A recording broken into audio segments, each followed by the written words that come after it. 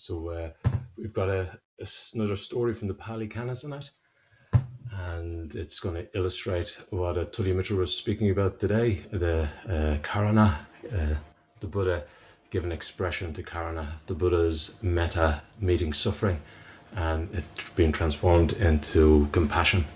So after Nyanadara's kind of sublime offering last night, I've got a bit more of a kind of scatological offering tonight.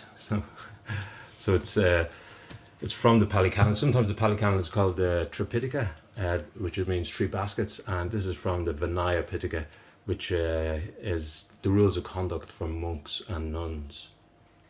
Yeah, so it's kind of, they've kind of lost what the meaning of basket means. So the Pali Canon is sometimes called three baskets, the Tripitaka, but they've kind of lost the meaning of the baskets. Bande says it might be something to do with the fact that the baskets were used when there was excavation going on, that the material from the excavation was carried in baskets and handed from one person to another as they excavated.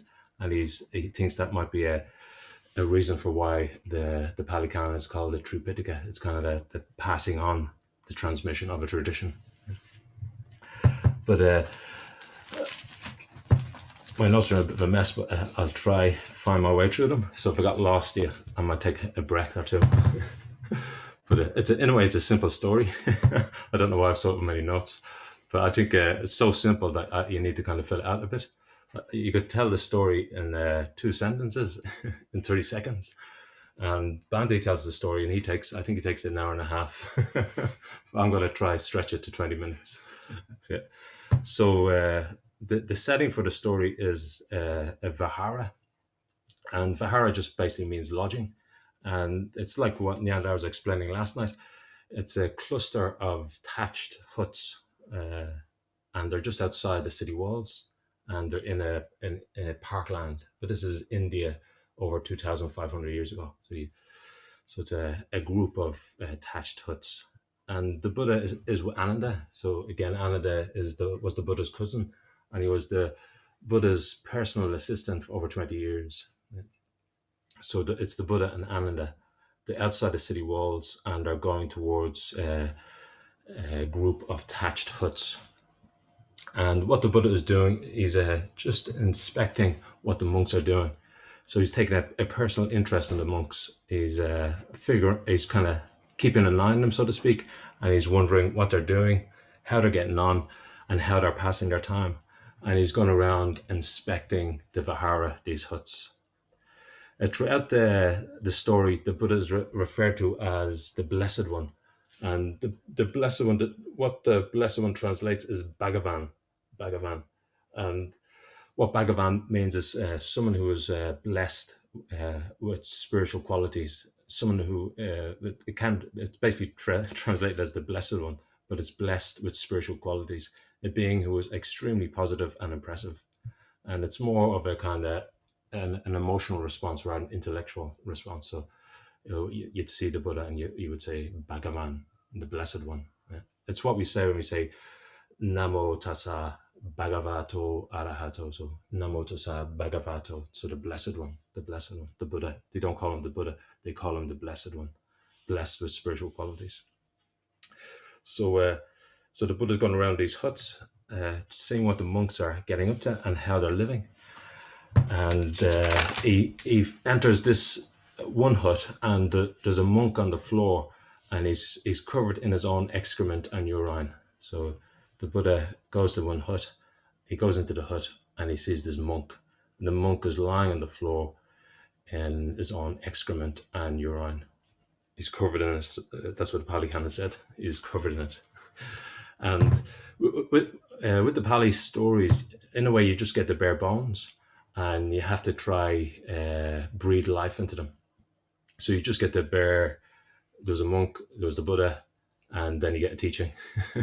So what brought to mind was what Maitreya Kya was talking about yesterday, just using the creative imagination. And what brought to mind was Seamus Heaney and that line from St. Kevin and the Blackbird, and where he says, "And since the whole thing is imagined anyhow, imagine being Kevin. Which is he, self-forgetful or in agony all the time? So imagine being St. Kevin. imagine being this monk lying on the floor, covered in your own excrement and urine, and then the Buddha walks in a way. uh, Anyway, if it was me, I'd think I was hallucinating. I couldn't believe it, because I mean, if if I was in the Buddha's presence, I would want to be at my best.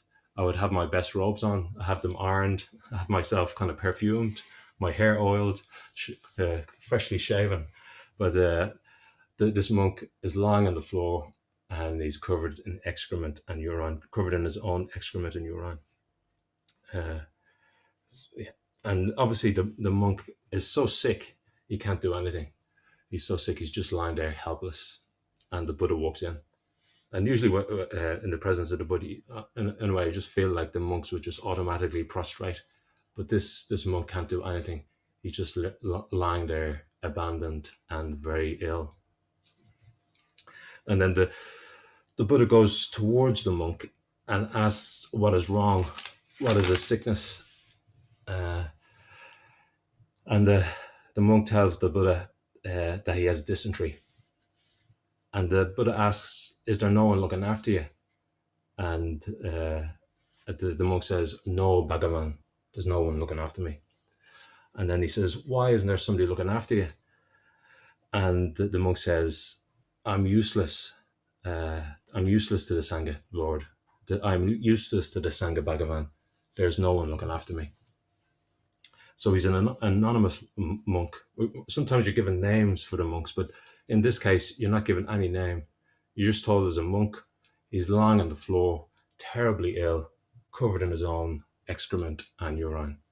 And it's kind of like, sometimes with stories, you just forget the smells, the smell. What would have been like for the Buddha when he walked into this room? It would have been a small thatched hut.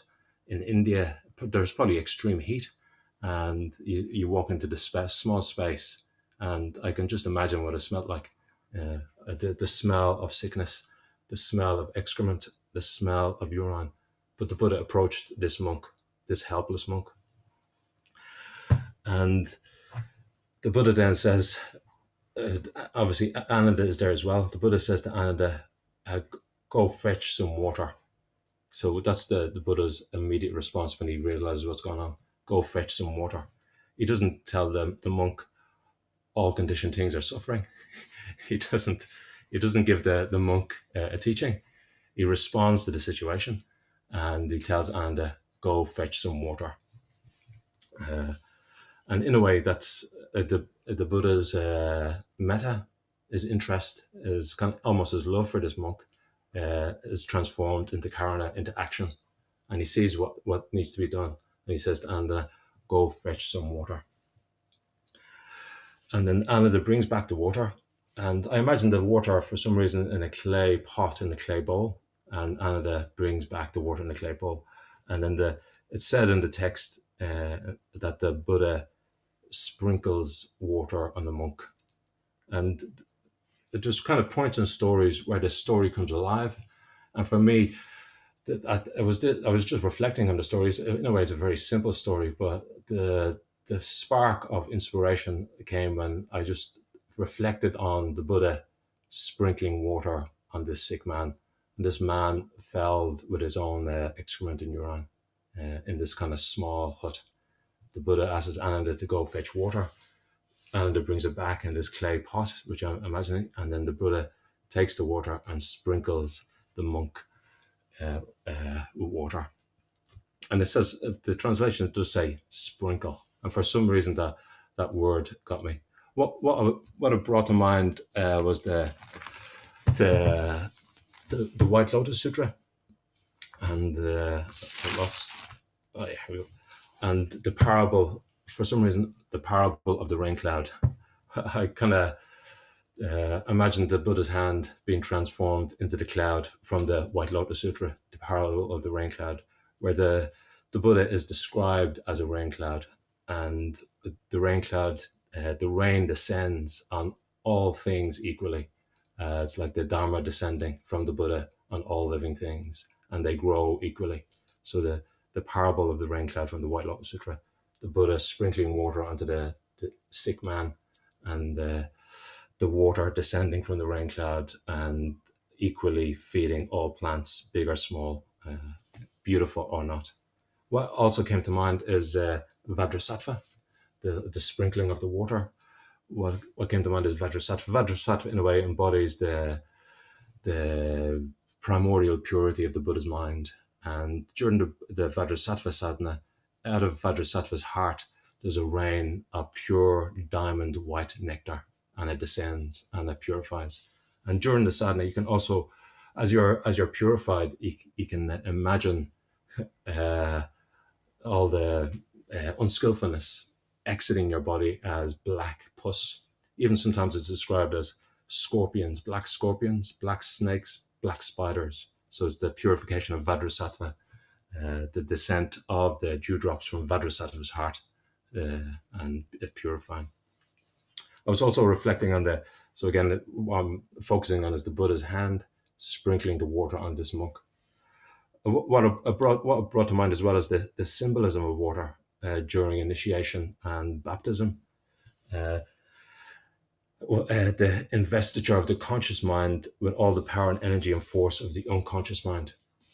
Water symbolizing the unconscious, the vast, unplumbed depths below the rational, conceptual surface of the human mind, like a vast ocean, like the dark and unfathomed depths. And what the unconscious mind speaks is the language of poetry, myth, and legend. Yeah.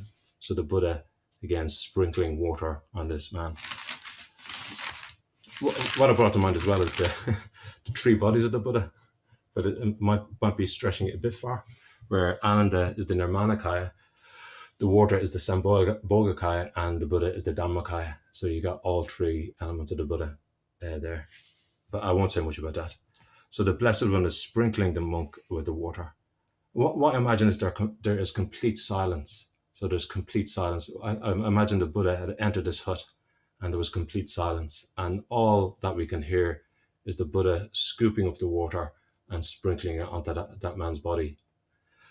And as the Buddha sprinkles the water, Ananda is washing the man. The man is now completely naked. His robes have been taken off.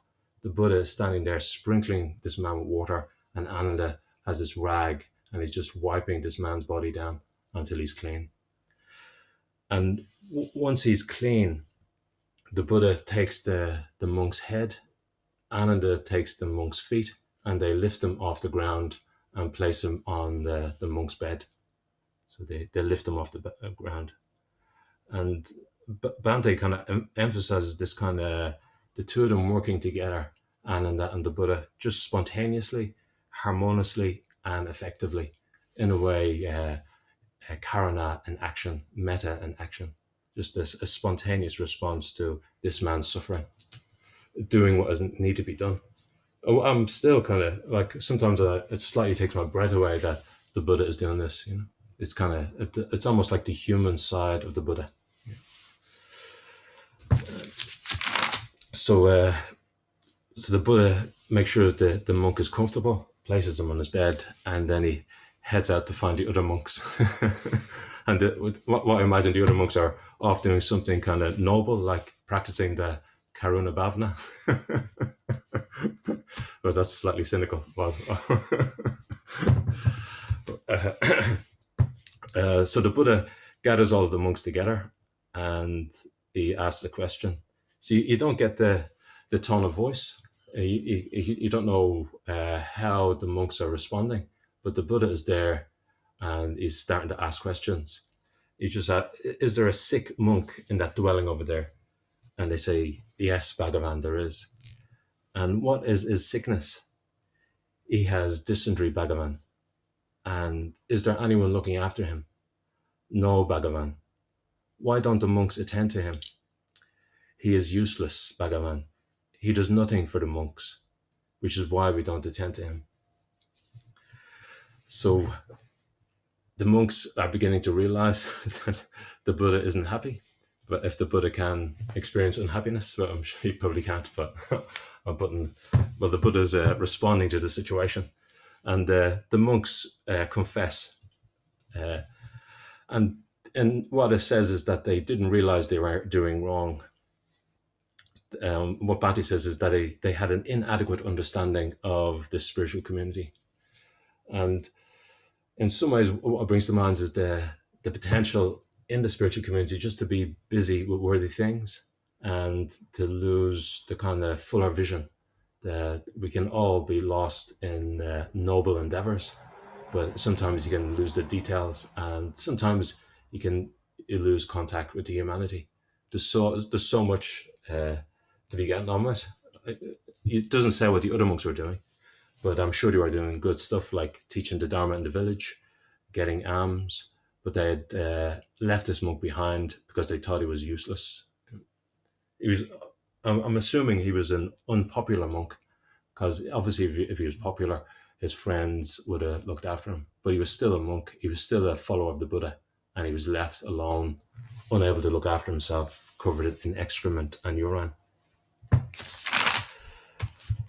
And what the Buddha says is, monks, you have no mother, you have no father. Who might tend to you? If you don't tend to another, who then will tend to you?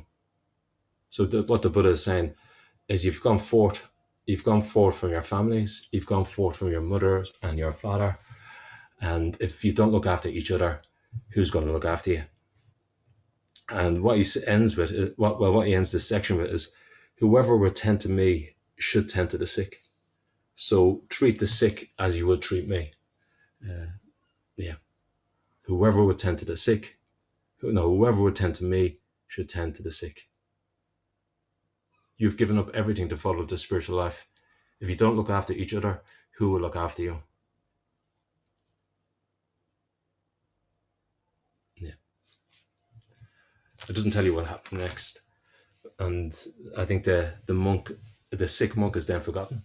But I just imagine what it would have been like for that monk. You don't know whether he's young or old, whether he's experienced or not. Sometimes in the Pali Canon, they tell you how experienced the monks are, like if they're arahants or once returners or enlightened. But this monk is just anonymous and he's sick, and you don't even get a name. But I'm just wondering, after what happened, in a way, I would just be awestruck. You'd be telling the story for the rest of your life. I was that monk. The Buddha cleaned me. Buddha and Anda cleaned me. You'd be kind of, yeah. It's kind of like, it reminds me of meeting Seamus Heaney, and in a way, just getting almost a blessing from a great mind and a great heart. But this monk being cleaned and washed by the Buddha and Anda. And what the text ends with is a list of qualities of a bad patient, and a list of qualities of a good patient, and then a list of qualities of a bad nurse and the qualities of a good nurse. so I thought I'd read you the qualities of a good nurse. So this is the end of the story.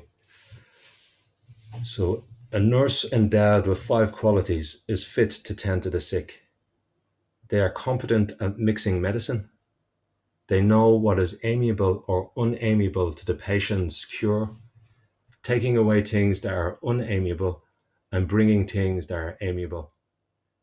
They are motivated by thoughts of goodwill, not by material gain. They do not get disgusted at cleaning up excrement, urine, saliva, or vomit. And they are competent at instructing, urging, rousing, and encouraging the sick person at the proper occasions with a talk on Dhamma. A nurse endowed with these 5 qualities is fit to tend to the sick.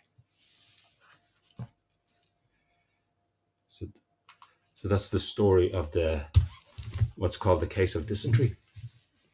And what I thought of finish off the section was just reading the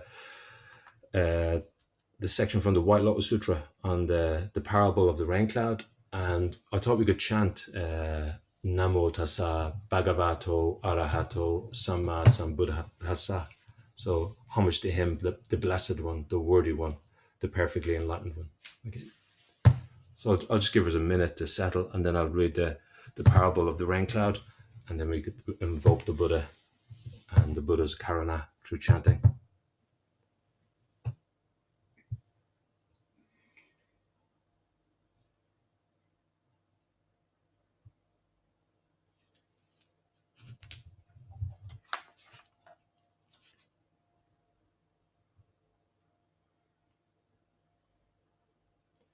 So the parable of the rain cloud. The Buddha's beneficent cloud is laden with moisture. The lightning gleams and flashes, and the sound of thunder reverberates afar, causing the multitude to rejoice. The sun's rays are veiled and hidden. A clear coolness comes over the land. Masses of darkness descend and spread. You can almost touch them. The rain falls everywhere, coming down on all four sides. Its flow and saturation are measureless, reaching to every area of the earth, to the ravines and valleys of the mountains and streams, to the remote and secluded places where grow plants, bushes, medicinal herbs, trees large and small, 100 grains, rice seedlings, sugar cane, grapevines. The rain moistens them all. None ails to receive its full share. The parched ground is everywhere watered. Herbs and trees alike grow lush. Water falls from the cloud. Water falls from the cloud is water of a single flavour. But the plants and trees, thickets and groves, each accept the moisture that is appropriate to its portion. All the various trees, whether superior, middling, or inferior, takes what is fitting for large or small, and each is enabled to sprout and grow. Root, stem, limb, leaf, the glow and hue of flower and fruit. One rain extends to them, and all are able to become fresh and glossy. Whether their allotment of substance, form, and nature is large or small, the moistening they receive is one, but each grows and flourishes in its own way. The Buddha is like this when he appears in the world, comparable to a great cloud that covers all things everywhere. Having appeared in the world for the sake of living beings, he makes distinctions in expounding the truth regarding phenomena. The great sage, the world-honored one, to heavenly and human beings, in the midst of all beings, pronounces these words: I am the thus come one, the blessed one. I appear in the world like a great cloud that showers moisture upon all the dry and withered living beings, so that all are able to escape suffering, gain the joy of peace and security, the joys of this world, and the joy of nirvana. Namo tassa bhagavato arahato samma sambuddhassa. Namo tassa bhagavato arahato samma sambuddhassa.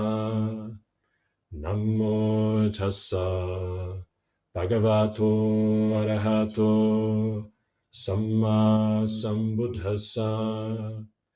Namo tassa bhagavato arahato samma sambuddhassa. Namo tassa bhagavato arahato samma sambuddhassa. Namo tassa bhagavato arahato samma sambuddhassa. Namo tassa bhagavato arahato samma sambuddhassa. Namo tassa bhagavato arahato samma sambuddhassa. Namo tassa bhagavato arahato samma sambuddhassa.